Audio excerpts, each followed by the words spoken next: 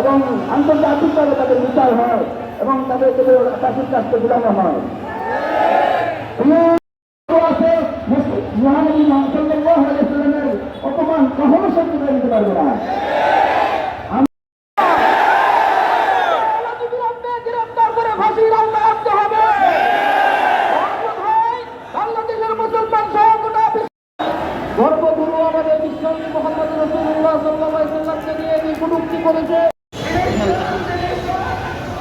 আসসালামু আলাইকুম ওয়া রাহমাতুল্লাহি ওয়া বারাকাতুহু।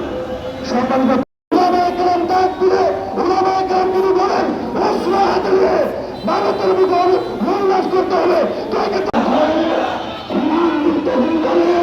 গুরুত্বপূর্ণ বক্তব্য পেশ করছিলেন জনাব হযরত মাওলানা মুফতি শরীয়তুল্লাহ মাহমুদ। 18 কোটি মুসলমান, 18 কোটি পারমাণবিক বোমার চেয়ে মারাত্মক।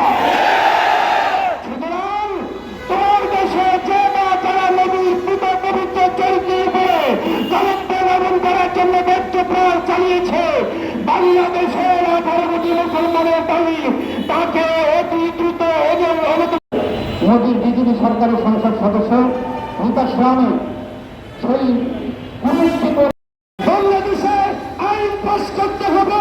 বিশ্বনবীকে অপমান করে কথা বললে তাকে প্রকাশ্যে ফাঁসিয়ে দিতে হবে। প্রতিবাদ ক্ষেত্রে ইসলামের বিরুদ্ধে যখনই যে কোনো রকম শব্দ শুনি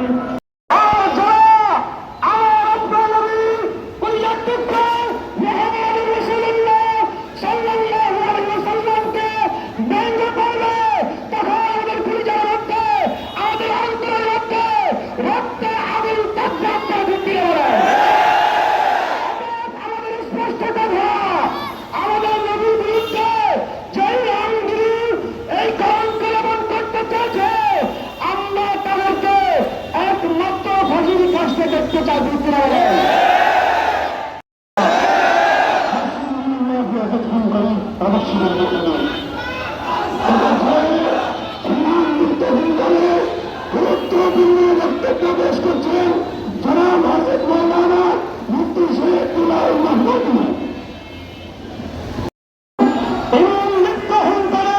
বক্তব্য পেশ করছেন হযরত মাওলানা মুফতি আব্দুল কাদের সাহেব। হযরত মাওলানা মুফতি আব্দুল কাদের সাহেব। আলহামদুলিল্লাহ ওয়াসসালাতু ওয়াসসালামু আলা রাসূলিল্লাহ। সম্মানিত তৌহিদি জনতা, আজকে যদি আমার নিজের কোন অস্তিত্বের উপরে আঘাত হারা হতো, হয়তো ওলামায়ে কেরাম যখনই ডাক দিবেন তাদের পাশে সৈনিকের ভূমিকায় আমরা দাঁড়িয়ে দেব ইনশাআল্লাহ।